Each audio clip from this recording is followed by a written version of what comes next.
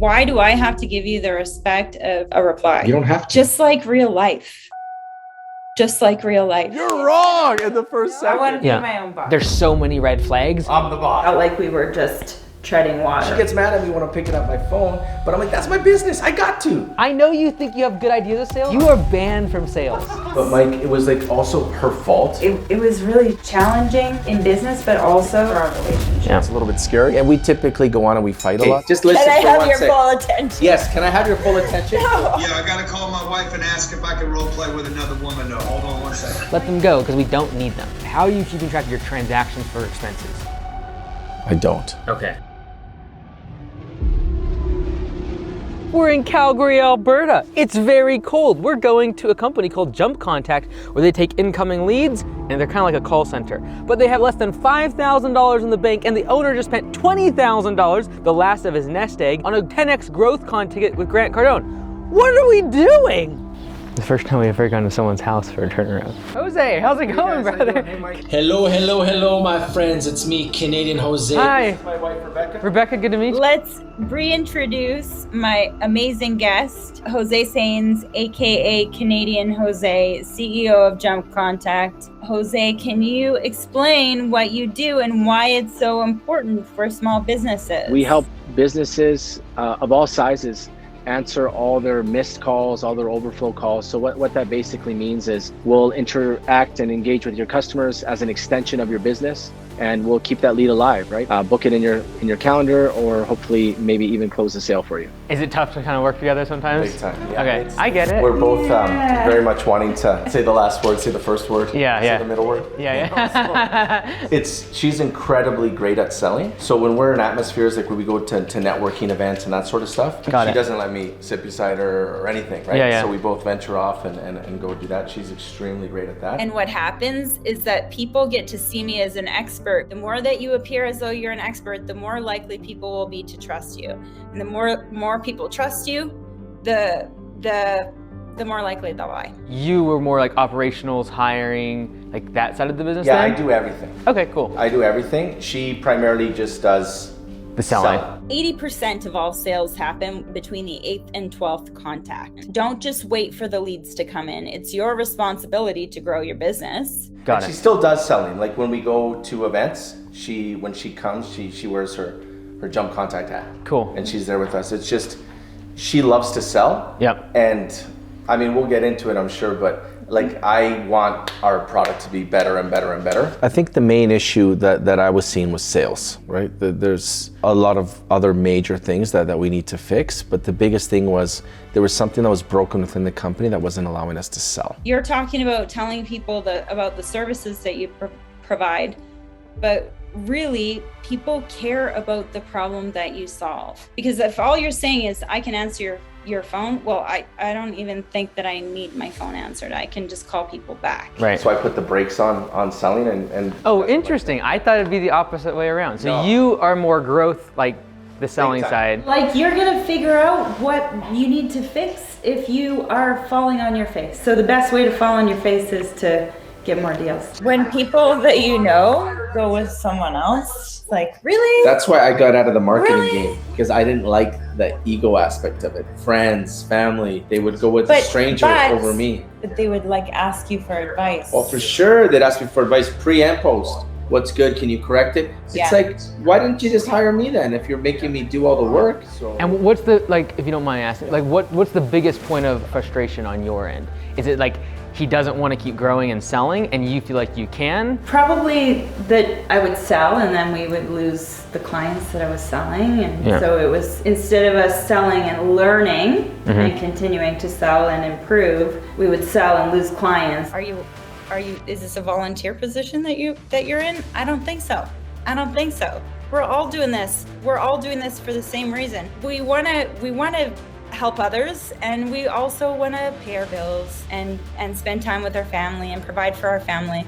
So we need to get those conversions. It felt like we were just treading water or doing the same thing, like making the same mistakes and then selling again and then making the same mistakes, not actually improving and learning from those. I don't know, something going on that we lose but these. Mike, it was like also her fault, because she wanted to put other people in our team to like close the deal, to be the follow-up, and they weren't, that's not their strength. You know, and I told her no, and she wanted to like scale, right? Proper scaling means we have to remove ourselves from certain roles, and I didn't agree with that. There was, I don't know if it was a lack of confidence or just maybe a lack of clarity within our process, but it wasn't giving us the assurance to go out and get more business because we felt that something was broken within our company. I don't know, do you agree? Sales or retention? Well, both. Like I didn't feel the confidence to go in to sell more, knowing that there were still some issues and I didn't quite know at what price to sell and how to sell and all these things. I don't know. Like sales, of course, is the bloodline of any business, the lifeline of any business. Yeah. But she wasn't technically strong, so she didn't even understand like the tech behind our business. So like that always bothered me. It's like, okay, you can sell great, you can relate to customers, you understand, you're amazing, but if you can't help the client understand their underlying issue. Everything that you're saying, I have been through. Yeah. I know what it's like to scale what we call command center, an office like this where you're taking calls. We also do payroll for them. We do a whole lot of other back-end stuff. You know, I didn't understand all of the software and all the rest of it. She doesn't need to. Yeah. These are two different roles. Operations and sales are different. But I wanted her to know, like, how could you not know, like, you know what I mean? If you're selling cars, you at least gotta know how to put the gas in. Do you know what I mean? No, you don't. There's someone in the back that can put the gas in the tank. All right, there seems to be a huge disconnect between sales, Rebecca, and operations, Jose. We gotta figure out a way to get both of them going in the same direction. So it's been the past year that you haven't been working together as full-time on JumpCart? Probably since November. Since November. Okay, so just a couple months. Yeah, just a couple of months. Okay, and has it been better since then? A little bit? I'm still procrastinating imperfection. Okay. You know what I mean? Okay. Whereas when she was there, she was just forcing through the sales. Got it. Right? Which helps, right? And in my chase of perfection, my revenue is now starting to... But it sounds like you're cognizant of that. So like, I am cognizant. why would you not accept someone that comes in and like wants to sell, just knowing that things are never gonna be perfect? It's just, to be honest, for like the health of our relationship. Totally, 100%. Like, she doesn't like me telling her what to do. Yeah, And no. I hate it 2 times more. Sorry, you're multitasking, but let me explain to you. Okay, just listen Can I for have 1 your second. full attention? Yes, can I have your full attention? No, I'm doing. Let me have your full attention. I'm listening. I'll Okay, let me have your full attention for 1 second. Just put that down and you can go back to it. It's okay. Then forget it, I'll wait. Okay, sounds good. And she wants to also build her own thing because it's always like gonna be my baby. And at times if there's squabbles or fights, I'll be like, you know, I'm the boss type of thing. I don't like that. Yeah. I don't like that. I feel like Yeah, she still wants to opinionate on my stuff too. Yeah. But when it comes to operations, hiring, you know, anything, how I run a meeting, what I say, how I say it, I'm talking too long, like that's a big, like I get that a lot. You're I worried. talk too much. Yeah. Long-winded. But see, this is the thing. And she'll do it in front of the team. She'll like you know. Yeah. And it bothers me, right? Discreetly. Discreetly, no. Yeah. Like when you like turn your camera off in a meeting, or you just say, oh, I gotta go. Keep in mind, we walked in their personal house and we met them 5 minutes ago. So how long ago did you start Jump Contact then? Right around the pandemic. Okay. So we both had our own marketing offices, our own marketing gigs that we did. Cool. And because of the pandemic, basically government shut everything down. Yep. Our businesses shut down, so we had to pivot. And then I found Grant Cardone. I've been threatened, I've been sued, I've been betrayed by friends, I've been ripped off, and I've been copied. I realized the biggest thing about marketing is the amount of, not the amount of leads that come in, but the amount of leads that get answered by business owners. It's kind of like if I'm calling people, I don't put the prep into phone calls because 90% of the calls go to voicemail anyway. So why am I going to put the prep into you and your business if you won't even respond? And so if we look at 2021, 2022, 2023, what's revenue been those 3 years? 2021, we did about 100,000. Okay. 2022, we did almost 400,000. Okay. And last year we doubled. Yeah, but we started having a massive drop off. Into the last year. So we lost about half our clients. Is that kind of what led to then her needing to kind of move on? Yeah, we bought this new house. Yeah. So there was just a lot of stress going on, and, Yep. and that compounded with her wanting to sell and me wanting to make things work, Okay. and me wanting to retool. You know, it caused a lot of friction. Something about it. Anyway. Oh goodness, you're ridiculous. You're Back to, ridiculous. Okay, actually, I'll wait. I'll go back to narrating what she's saying, and I'll forget my point, which was brilliantly situated for this, but we'll wait. And how many right now, or let's say even 6 months ago, were we serving in terms of business owners? At our peak, we had 110. Business owners? Yeah. Got it. And what's that at now? Like under 50. To your opinion, what's the reason for that churn? Well, my prices were low. Okay. Very, very low. Way too low. Way too low, way too low. Like, I get it. You Yep. said jump, I said how high. Call your cell phone, like everybody had. Well, your I'm cell a call phone. and answering service. I gotta be available 24/7. So she gets mad at me when I'm picking up my phone, but I'm like, that's my business. I got to. Okay, maybe their love language is arguing with each other. I get it, partnerships are hard, marriages are hard, and partnerships plus marriage is very hard. Like, why couldn't I just call someone back if I missed a Well, call? if you think about it, even just yourself as a consumer, we live in an on-demand world, right? It's an Amazon world. You order something, you want it delivered next day or preferably same day. You don't want to wait, right? That's where we're at right now as a society, right? People want stuff immediately. So when they call you, if you don't answer, it's an easy solution for them. They just go ahead and call the next person. By the time you call them back, most likely what will happen is they won't even answer the phone. If you do get a hold of you, they might even forget what it was about or tell you that they've already moved ahead and gone forward with somebody else. So what was the pricing before? This is where her contribution to the company has been immense. Started at 90 cents a minute, and then I thought it was, What was the setup fee? 0. Yeah, and then I Okay. thought I was a baller, and I took it up to 110 a minute. Yeah. She came in, she said, this is broken. When was that? 2021? 2022. Okay. She came in 2022. So like first year is like $100,000, kind of just getting started, no money because you're so low on prices. She comes in and is like, let's crack the whip. 2022, actually, she forces because I didn't want to do it, to go to a trade show. I didn't want to do it. I was scared. $20,000, us flying, traveling. While we were there, she, like not me, because I was quiet and scared, she sold about 30 people in 2 days. 33 people in 2 days, yes. Okay. So basically took up our sign up fee, like our setup fee, from $0 to $1,500, and our per minute from $1.10 to $2.97 a minute. Definitely that was a game changer for us when she did that. Now that she's gone, I've noticed that I'm kind of regressing back into what will it take to close it. Yeah. You know what they're talking about right now? Like buying in as a couple. Yeah. It's tough, right? To get people like, Yeah. I don't know about you guys, but when you're with your couple, sometimes it's hard when your couple's trying to introduce you to something and it's not coming from you, right? Yeah. Initially, when I told you about Grant, you weren't all too into it, right? I didn't Who know is about this him guy? though. This- I didn't know about him. Kind of funny. So my head of operations at Command Center is very much the dynamic of the two of you. I'm more like you, she's more like you. I know like the clashing of heads that happens as you scale up a call center, and like all the things you're telling me, I know exactly what to do, I promise you. Okay. It's just a matter of like, I had this relationship with Liz in terms of like us beating heads this entire time. I know that dynamic. The bottom line is if you guys can both get on the same page, it is transformative, because by yourself, you will not make the business successful. By herself, she wouldn't make the business successful. It will take some people pulling in opposite direction. That tension is what makes you great. The pool of like, we must be operationally perfect and we must continue to sell is what makes a great business. We're both bossy.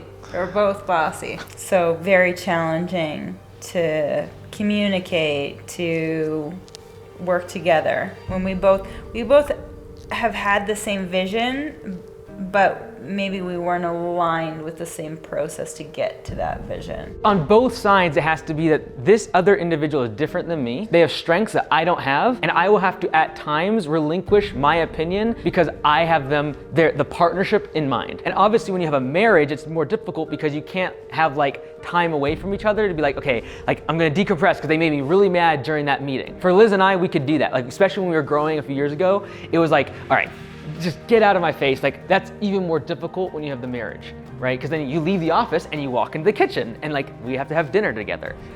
And that's tough, but it is respecting the other person for what they bring to the table and realizing they can't be everything to the business. Somebody I love a lot and I care for. I respect a lot too, more than just as my wife. You know, as a business person, you know, she's remarkable. So to work with her is awesome, and I love it. I paid him to say that.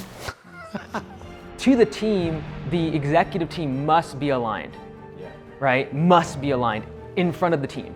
They can go, Liz and I would go argue and we would do all sorts of like madness to like figure things out and hash things out and get mad at each other about what the other person was doing. But in front of the team, you have to be united, right? So that's an area of improvement. However, I think right now, both of you are trying to do the other person's job. Yeah, we're both trying to like boss the other person around. Yeah, I think we're both trying to be like the tip of the spear. Well, because if she could able to sell 33 people in 2 days, that is a skill set. Yeah. No great salesperson likes operations. Yeah, she hates it. No, I don't know. Maybe can she drop off? Okay, go for it. You go for it. And then you'll be back. She'll come back because I really want her here. So this is my office. Oh, that's cool. So obviously we're big 10Xers, right? As you can see. I don't care who you are, what you doing, what level you're playing at. When you're the boss, you're the boss. Nice to meet you, Grant. I actually have 2 parts of my script that I would love to role play with you. Yeah, I gotta call my wife and ask if I can role play with another woman though. Hold on one second. Is that the event you went to and got all the customers, the original Yeah, one? yeah. Oh, and then cool. we went to Go High Level. Okay, yeah. So Go High Level is actually where we signed like 33 customers. Okay, so that's where you got the customers, at their like trade show event. Yes, correct. So it was like a $20,000 booth, Okay. US. Okay. So for us, that's like $26,000, right? A lot of money, you know. And then we just went there, and Rebecca just killed it. Cool. She was just amazing, right? So she would sell in like left, right, and center. Dude, you need to come to our sales school. Have you been in our sales school? I want to. We're just restricted to stay home via Stop it. Come get you some closing skills and some COVID. Agreed. Yeah, okay, great. I'll see you here. You're Thank coming, you so much. okay? You're coming. Absolutely, I'll be there. Okay. But now they're doing it again this year. Yeah. Last year we didn't go. Again, I don't know what's wrong, man. It's like I'm like chicken. You know what I mean? Like it was already proven that it worked. And then it was happening, and then I used kind of the excuse of our house and everything else. And it was stressful, right? With the house and closing. And she was not working full time anymore. Well, she wanted to go. Okay. And I was like, we can't, the house, we gotta be here, the lawyer, signing, all that stuff. She's like, we should just go. And I just didn't want to, you know, but I regret it, right? I wish we would have. I wish we could have been there. That would have been fun. Yeah. But here we are doing this. Yeah. You know? So much fun. But now we know, right? Yeah. Like our numbers are dropping. Of course, Uncle G being our main, you know, North Star or whatever, right? These guys paid $12,000 each to sit in that chair. 3 days, I got to look at their ugly faces. If you're down to your last $1,000, I got my last grand, dude, and I got Christmas coming. Should you spend it on this? Absolutely. Are you going bankrupt? If you're going to go bankrupt, you want debt, you want obligations, and you want contracts. If you ain't going to make it, you ain't going to pay for it, dude. If we put it on a credit card and you fail, the bankruptcy court picks up the Visa, MasterCard, the American Express. Training contract you did with us lives on for your next company. 100% of those people will continue on. Like we're sales driven, right? So again, like, you know, but I haven't successfully been able to really do well in that market, right? Like I've had a lot of service-based guys, and then they drop off. Right. So got a lot of churn. Like something's wrong with the way I'm doing things, that I'm not able to connect with them. I don't know what it is, right? Obviously, you know, I take responsibility for it, right? It's broken. The issue is that, again, it's my reluctancy to want to invest the money into the business. We got a lot of overhead personally. Yeah.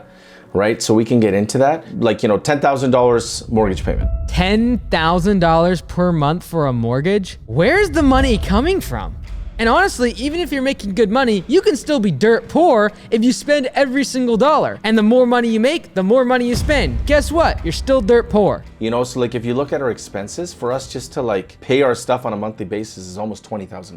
$20,000 for personal expenses every single month? What are we eating? Lobster and caviar for every single meal? All right, I'm trying to keep my composure in the video, but inside, I'm screaming right now. So this is how our system is, right?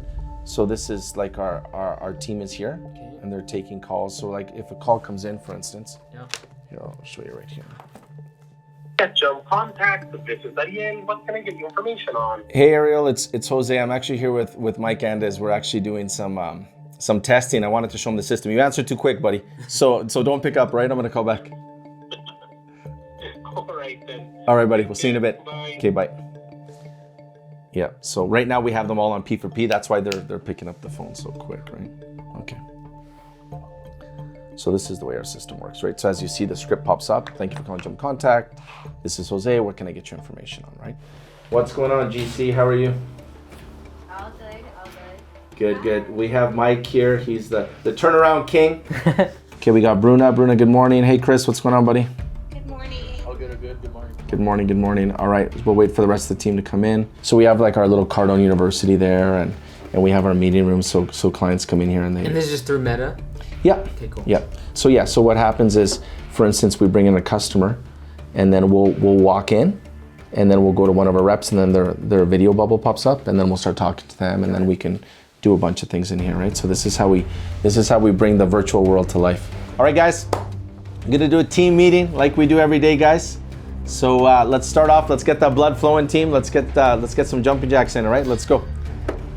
Come on, guys. Let's go. 10 jumping jacks. Let's do it. 10 jumping jacks. All of us. Ready? Let's go, guys. 1, 2, 3, 4, 5, 6, 7, 8, 9, 10. All right, team. Good to see everybody. We got a special guest here. We got Mike.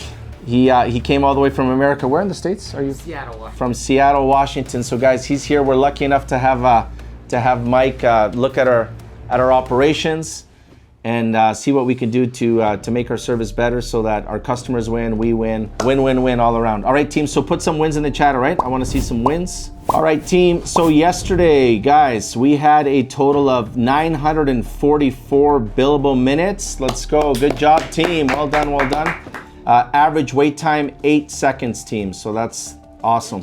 Good job. Really quick. So yesterday, guys, we had our leaderboard. This is our own version of P for P, just so you know. So yesterday, guys, we had Richard, who was leading with 234 minutes. Ed in second place with 113. Ariel, 1 minute back behind Ed at 112. Bruna, 64. Chris, 49. Georgina, 34. Michelle, 23. Lucy, 22. So good job, guys. Give yourselves a hand. Excellent job. Look up my average wait time, Jose. Let's look at your average wait time, Ariel. Okay, let's. Oh my God. What is it? 2 seconds. Wow. Ariel, I have never, ever before seen it that low. How did you do that? Basically, what was messing me up before is when I was doing stuff on my computer, I would stop doing the stuff on my computer and then try and answer, and my lovely team members would beat me to it. So now I'm just reading books on my tablet and keeping my hand on my mouse always. Well done. Well done, my friend. We'll have to look at some sort of bonus for that. I've honestly never ever seen it that low before. So that's incredible. Congratulations. Great job. All right, guys. So that's awesome as always. Ed, what are you smiling at? Do you want to say something to our friend here, Mike? Oh, he's there? Yeah, he's here. Hey, Mike, I thought he was like with us right here, like in his computers. No, he's here in person. He flew all the way to Calgary. Other than that, guys, as always, like we say each and every single day, guys, right? The world-class jump contact conversion experts team. We overpromise and we over-deliver. All right, guys, have a great day, okay? We'll see you guys. Thank you, team. So the last 30 days, our average wait time is 9 seconds, right? So we're taking like 8,200 phone calls, right? Like 19,000 billable minutes. So billable minutes, is that accurate? Yep. Okay, so we basically make about $3 per minute, right? Correct. So is this in the past month? Yes, this one right here. Oh, that one there. So like, are we really billing out this month like 50? No, because we still have staggered customers who are paying us 90 cents a minute. That's why it's different. Yeah. Yeah, So I wish. That'd be nice. So you have customers paying 90 cents a minute, and then you have all the way up to $3 a minute. Up to $4. $4. Yeah. And right now that's just based on when they joined. When they joined, and also whether Rebecca signed them or I signed them. If she signs them, she's getting the $297 full amount. If I sign them, I'm doing like deals and.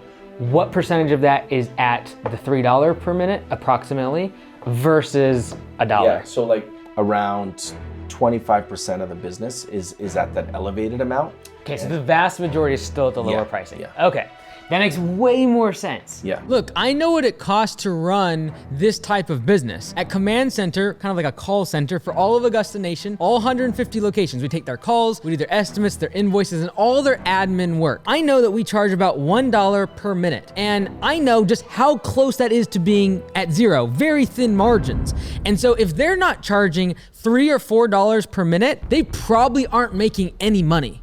Why do people leave right now? It's just like when they get that initial, I think what it is, it's the initial big bill scare, and then they're just not happy. From that moment on, we're like on the chopping block. Yeah. And then they're pulling apart every single thing. They're trying to pull at a thread until the whole thing kind of goes apart. Yeah, I get it. So we've lost them. So I think the problem is the onboarding. Do you charge by the second, like accumulated over, or is See, that's an issue that we had. We were rounding up. Okay.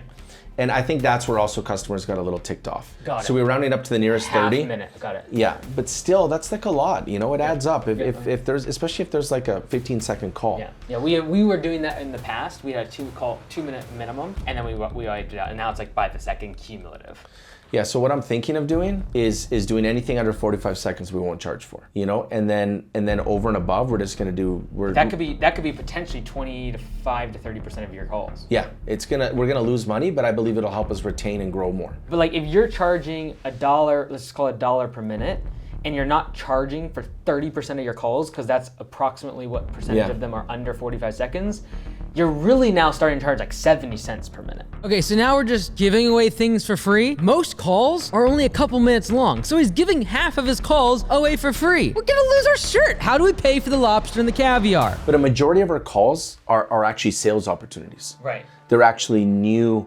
They're new leads. How do you go from 150 last year to like 9 months later we're at 50? Because like, why are people leaving? When they leave, is because it's a one-off thing that they're mad? Because I get that. Yeah. We have owners in Augusta, it's like they have one bad experience with a call agent, or we drop a ball on one thing and it just blows up. Is it that? Or is it like cost? Why are they, because like call centers should be so sticky. Because in order for them to take their calls back, they usually have to hire somebody or get an office. Like the reason we're able to charge a premium, because like charging $3 a minute is $180 an hour. Yeah. The reason we're able to do this is because we save them from buying an office, getting $3,000 worth of a lease per month, and equipment, and hiring someone full time when they don't need it, etc. Like, why are they leaving? So yesterday, for example, how many people were working yesterday? Everybody. And do they work full-time shifts? Like, how many clocked hours were yesterday? Do you know that? Yeah, everybody works a full 8 hours? Full 8 hours. It's just different people work at different times of day. So for instance, Lucy, who... you gotta get the 24/7 coverage. Yeah, she's 24/7. So she only gets a handful of calls. Okay. She's there as insurance. Got it. Okay, she's like last line of defense. Yeah. Okay, but in terms of like clocked hours that we paid for, are they on contracts? Like how are you paying them? So what we do is we pay everybody a fixed salary. So we give them a yearly salary of $12,000. Okay. For Latin America, that's well above the norm. And then from there, we do our P for P, which is we give bonuses from every pay period. The top rep gets an additional bonus. It goes from 1,000 all the way down to 500. Got it. Based on the placement that they have. So Richard, who's just been over and above our best agent, he always finishes number one. Yeah. So he gets the $1,000 bonus every month. So it goes 1,000, 900, 800, 700, 600, down to 500. Yeah. So yesterday there was 8 people working or 7? 7, 8, 9. Okay, so 9. So this is the thing that I would be tracking a lot.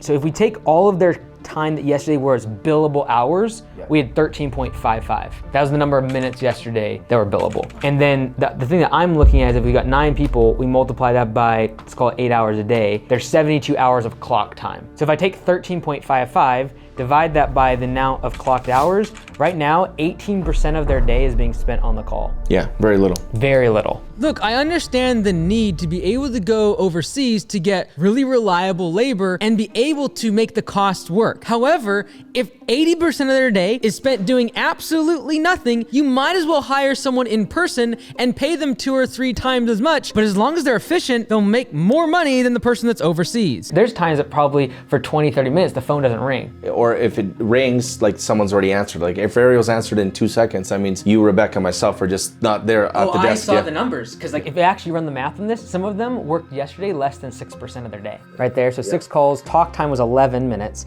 Let's assume that we charge $1 per, it's $11. So there's a good chance that she made more than we did. Oh, she collected the whole amount. It went straight from the client to her pocket. Yeah, well you're paying $8 to $10 per minute, and you're making $1. That sounds like great math. And so the question is twofold. 1, can we tighten up their shifts? Or B, can we, like this number needs to be above 40% for us to make money. Like I have no doubt. And that means that like 40% of their day is actually on the phone making money. The reason I know they're not making any money is because at Command Center for Augusta Lawn Care, we shoot between 50 and 60% efficiency for our team that's on the phones. They're at like 10 to 20% efficiency, and so I know there's no money being made when you're charging someone $1 per minute. So these two are evenings, like in the middle of the night, and these 2 are new. Yeah, so Is you could, that anything well, that- you could take 2 of them out, right? Okay. We could probably take both two new people out, and you could take one of the evening people out, because I can guarantee you they're not answering calls all the time.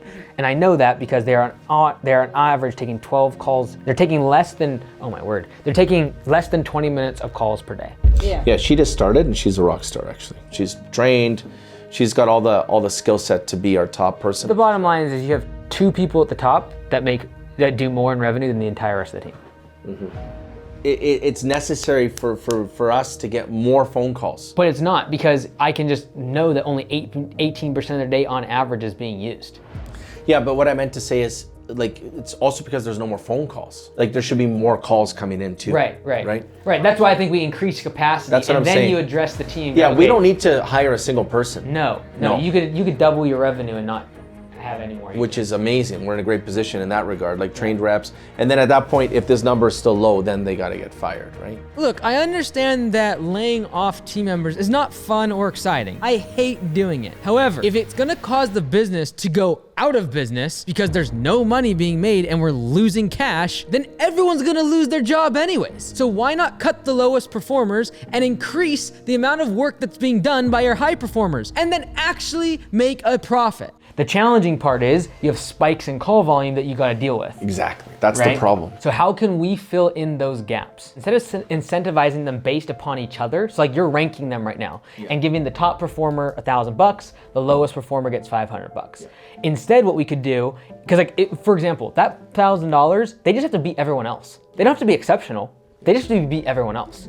What you could do is rank it based upon simply how many clocked hours you have in the month versus how many billable hours you have in the month. And then it's like, okay, if you get above 20%, you get $200. If you get above 50%, for example, you get like $1,200. And I have tiers of that percentage. Because like right now at 18%, if we multiply that, that means that 1.5 hours a day out of their full day is actually on the phone. That means that like 80% of their day, they're not doing anything. Because now our goal is to try to keep everyone that's on staff as busy as possible because it aligns with their incentives. They don't want to be sitting there for 80% of their day doing absolutely nothing.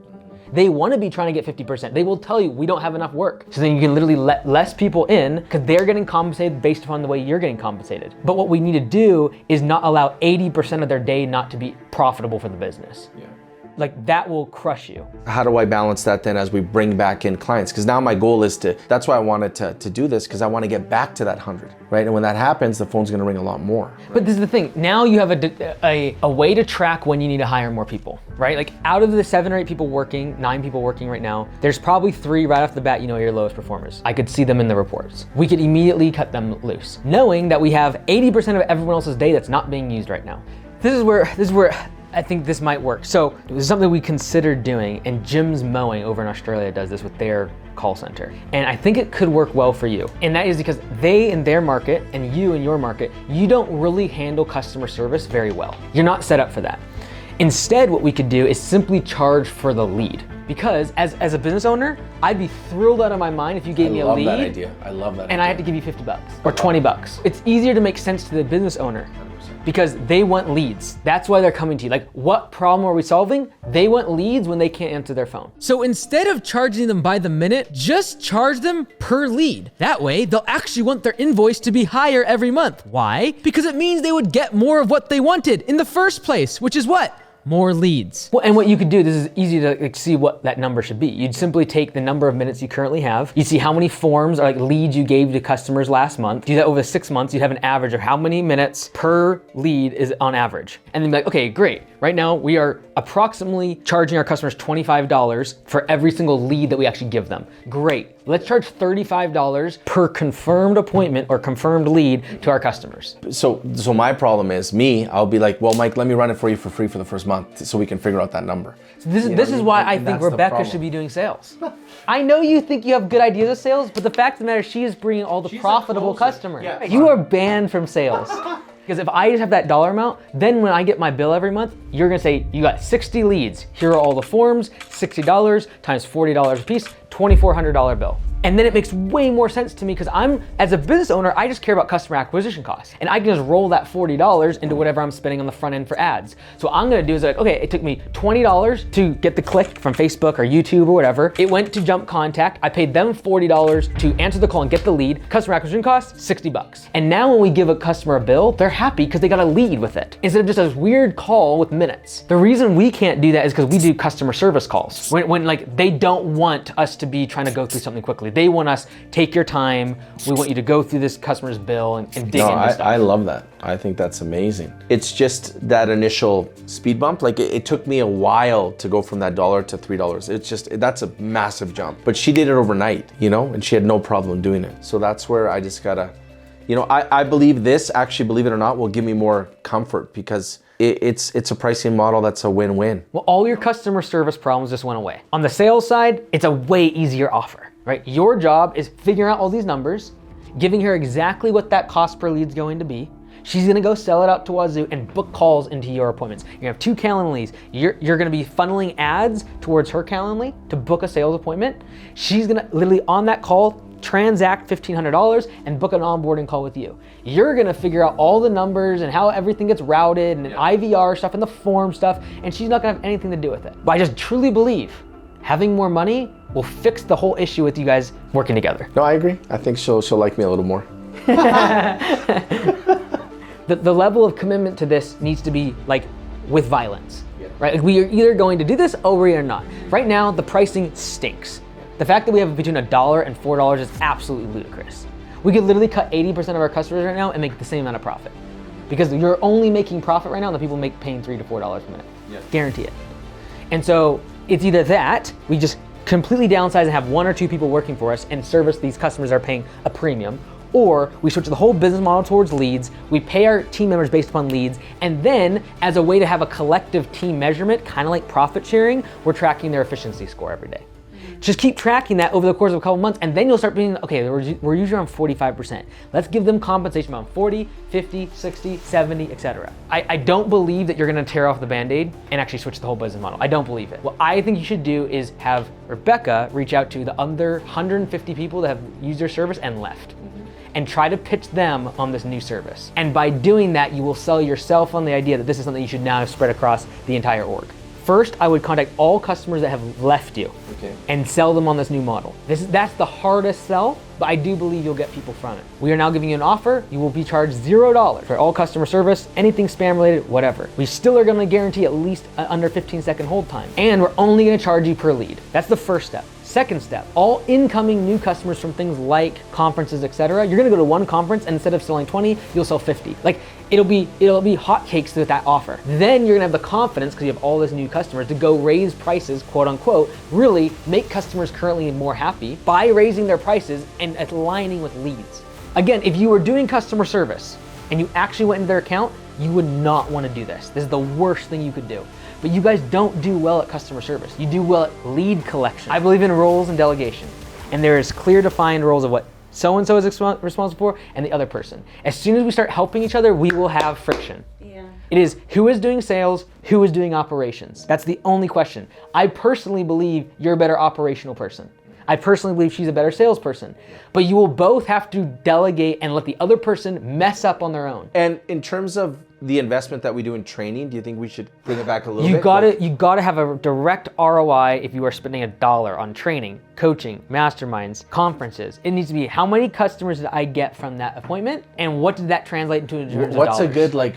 What's a good metric to kind of go by for it? Just at least track it for now. Because right now I have this, $25,000. This conference, I got 33 customers. Over here, I spent $25,000 for these tickets and I got 3 paying customers, which were lower value. Like these ones were $8,000 a month, these ones were $1,000 a month. This makes a lot of sense. Let's go figure out this one. Then what I'm gonna do is I'm gonna take this one, I'm gonna focus on it. And I'm gonna also do split testing with something else, like Facebook ads. And I'm gonna see which one do I convert more on. I think for 30 to 50 bucks, you're gonna get a sales call and she's gonna close a third of them. And so for a couple $100, you're now getting a paying customer. That means within 1 month, we can pay off the customer acquisition cost. We need to pay off the customer acquisition cost as quickly as possible to actually make profit. Instead of spending $20,000 $3,000 on a conference ticket, and plus all the other travel fees that are associated with that conference, just spend some money on direct marketing, Facebook ads, YouTube ads, basically anything, because right now you're spending $30,000 all said and done for 3 customers. That's a $10,000 customer acquisition cost. And at our current profit margins, we could have this customer for 50 years and never make a single dollar. Or don't call it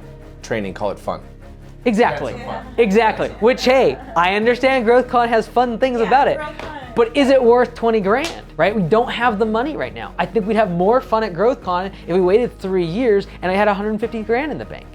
Yeah, that's true. Honestly, watching GrowthCon and other conferences like that, when you're listening to people who are like billionaires, is all good, but it can be deceptive. Because what it takes to go from 0 to $1 million, which is where Jump Contact is right now, is not exactly what is required to go from $10 million to $1 billion. That advice is different. And right now, they need to focus on going from 0 to $1 million. And what about for like training, right? So like For the team.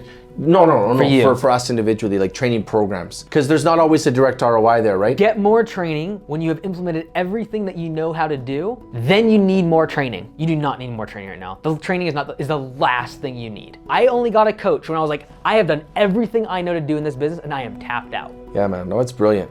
Like I think what you've shared with us is something that we go to training for. You know what I mean? Yep. But it's the problem with the training is that it's not dialed in. Yep. You know what I mean? Whereas this is very dialed in, very specific. Honestly, it's amazing. It's a gift for our business. You know, we value the expertise that he brings, and it's remarkable. And not just that he's so knowledgeable in the space, and lucky for us in the call center space, but he does it with kindness. And sometimes business gets done by shrewd people, and it's okay to be shrewd, but it's always nice when somebody has a heart behind the shrewdness, right? So I enjoyed it, I loved it, I'm thankful, very, very thankful, and you know, this is something that will be priceless and something we'll remember for a long time, for sure. I love everything that you talked about today.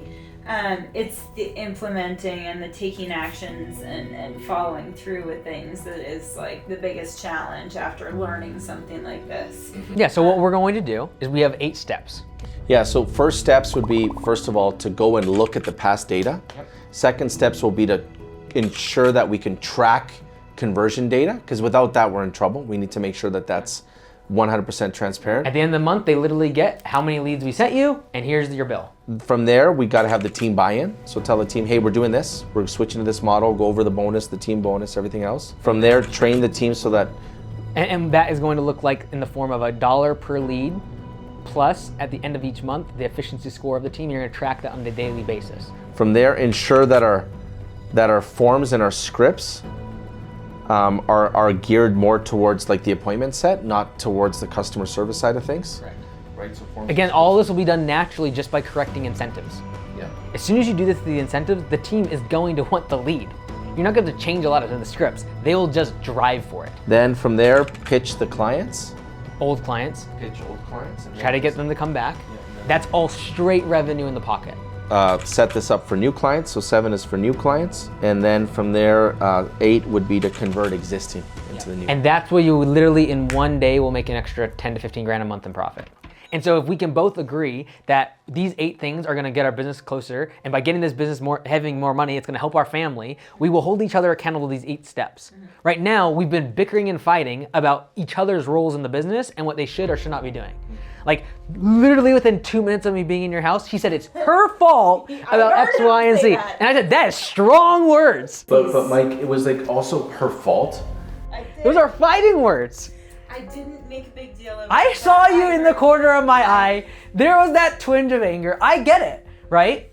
But I just struck before she could. So you know what I mean? Those were the words he's Sometimes the best offense is a defense, right? So like, you know, just... But if we look at it from the perspective of, okay, we are on the same team here. To be honest, I just wanted to be fully transparent. Like, so how I felt. Like, it's not often, it's not ever that we have somebody it's like... It's fantastic. I appreciate it. Most people try to put a facade on. That's why we're able to get these 8 steps, and I have absolutely no doubt that they'll work. Because you're showing me everything raw, and like, I know this will work. But I also know that like you will need, in order to stay accountable to the execution, you will need each other to hold each other accountable. Because she will need to make a calendar link. You will have to be able to do these numbers, right? You will have to hold each other accountable in each other's roles, and then realize people are going to disappoint you. Like, there's gonna be times on a sales call, you're like, you could have said this. There's gonna be times you're like, in a meeting, you could have said this. And you shut up until there's a time when you openly have a dialogue of like, we're gonna make this a safe part where we can express areas where we think the other person can improve. And that's not when energy is high and we're mad. Because there's room for that. Like, you need to be able to improve, and there are areas of a team meeting you can improve, and there's areas in a sales call you can improve. But like, bringing that up in the heat of a moment and when there's passions are running high is the wrong moment. And I'll just say as a side note, if drama on social media is something that you're known for, I would run 100 miles away from that. Well, and the bad thing, it's not even an act. She's legitimately mad, you know what I mean? I wish it was an act. And every relationship has that. Yeah. Right? But like, let's just say, for example, because I know you respect the Cardones, they have disagreements. And I bet they're pretty heated. The way that Elena is, they are very heated. But they do not show that. They are a united front in front of everyone publicly. Because that's what their team needs to see, and that's what their investors need to see, that's what their customers need to see. Your customers do not need to see that the two executives in this company are bickering and fighting on anything, right? And like, yes, I appreciate you being open and vulnerable, but your wife, you do not say, I disagree with her on something to someone that's 2 minutes, 3 minutes in. It creates ill will on her end. Yeah, it's true. See, this is my problem. I appreciate you being open and honest, but that's something that you just don't cross, not only executive, but your wife. And it's your fault. I wrote it down. It's your fault. It's your fault. Yeah. If you're the owner of the business and you want to be the quote boss, everything's your fault, including what your executives do, okay? We have 2 months to implement, and then you're gonna have a Zoom call with Zach, and he's gonna ask you, did you do these things? Okay. And so you will publicly be on blast if you don't. Is that what we need to like, we will take action? Public embarrassment. I have no doubt whatsoever in what we're talking about. Like, there's no question marks around this stuff. I've had to figure this out like by trial and error and losing hundreds of thousands of dollars. Yeah. Don't go down that path. Like, this will work. 8 weeks, every single week, we're gonna knock off one of these things. That's the only thing we're focused on. And I happen to believe that within doing number 2 and 3 for the first couple weeks, by selling all those old customers, you'll immediately improve revenue by 20 to 50% overnight, without increasing any cost, by the way. And I also believe once you get to number 8, you will immediately, again, overnight, get 5 to 10 grand of just extra profit by raising the prices without raising prices, and customers will be happier. And guess who's gonna leave? The people who already were not making money on. Yeah. So there you go, public embarrassment if we fail. What do you think? It's the best, it's the only way. Yeah. The wife's gonna get mad at me. When Mike broke things, when he looked at our stats and looked at our numbers, it was more of a rep versus rep type of mentality, and we were basing on a leaderboard based on who was better, quote unquote better, like 1 to whatever it was, 1 to 6, 1 to 10. What Mike had told us was, rather than bonusing people based on how they perform against each other, bonus them based on how they perform in general. And it was kind of interesting because I'd never looked at the business that way, which I should. It was just breaking down the numbers, like how efficient are our agents? And in this case, in the call center world, meaning, what percentage of time are they on the phone versus the percentage of time that they work? And what we found was we had some reps that were under 5%. So 95% of their day, they were doing anything but being on the phones, and that's what their job is, to be on the phones, right? So we brought that up to the team. Some of the team was like, well, that's not our fault, that's your fault. Our job is to answer the phone. If the phones come in and Zach gets it quicker than me, then it's not my issue. It's a you problem, not a me problem type of thing. And we told them, well, then we're going to switch around schedules and adjust things so that everybody has ample opportunity to be able to get to the phones, and they didn't like that. And as a consequence, 5 people on the team left, right? So it sucked, right? To lose 5 people that had been with us for so many years, so much time, effort, energy, money goes into training them. And it was a little hard, but understanding that it was for the best. We want people that are aligned with us and share the common vision and goals that we have. It also showed us that we were inefficiently spending on labor, and it allowed us the opportunity to hire locally. So the money that we were spending on more agents, on the 5 agents, allowed us to hire 3 agents locally. So Mike, one of the things he brought up was that the pricing was kind of confusing, right? And us having a pay per minute model, although in theory it sounds amazing because you only pay for what you use. The problem is the customers didn't know what that cost would be because it was very unpredictable for them to know 1 month the volumes that they would spend 1 month versus the next. And in some cases it would favor us because the spike would go from from this level to this level. But there were other months where it was reversed. Regardless, when the amounts went down, the customers would be happy, but when they went up, the customers were unhappy, right? So Mike brought that to our attention, recommended that we look at other pay models, and one of the models that he suggested was a pay-per-lead model. Interesting, because we work with a number of customers where we could have those results, like appointment booked or quote setups, or even sales in some cases, right? So we did bring on a number of customers with that focus. So we're hopeful to see how those are going to turn out more long term. And I do believe, though, that long term, if we're able to really establish this and be successful with it, we'll actually make a lot more money than we would with the previous model. We're also getting rid of the pay per minute model altogether, and we're going to swap that out with fixed package pricing, right? So it's going to allow us to give more transparency to our services, to our accounting as well for us, so that we know how to predict our income, and also will allow us to get the customers who are not spending at that level they should be. We get them to spend where they need to spend, or unfortunately, we have to part ways with them because there's just some accounts that are just not economically productive for us whatsoever, right? Yeah, we're really excited. We're going to a big networking event actually this next week in Miami. We're going to GrowthCon. That literally will put us in front of thousands of businesses. So we're going to be able to practice our pitch. I know Mike had said that Rebecca was a better salesperson than I was. You are banned from sales. We'll see if I can sell now that I have more confidence in terms of what we're of the package price and everything else. I think it will be really, really helpful for us. And we're really hopeful that we're going to be able to still provide great service for our customers, give them a little bit more transparency on pricing, and hopefully that will allow us to sell more and just be better equipped to grow the company over the next months to years, right? If you want me to come and do jumping jacks with you at your business, go to mikeandys.com/turnaround today.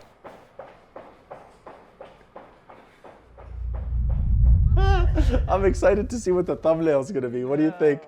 Jack's husband tells his wife, "You're wrong," in the first second, right?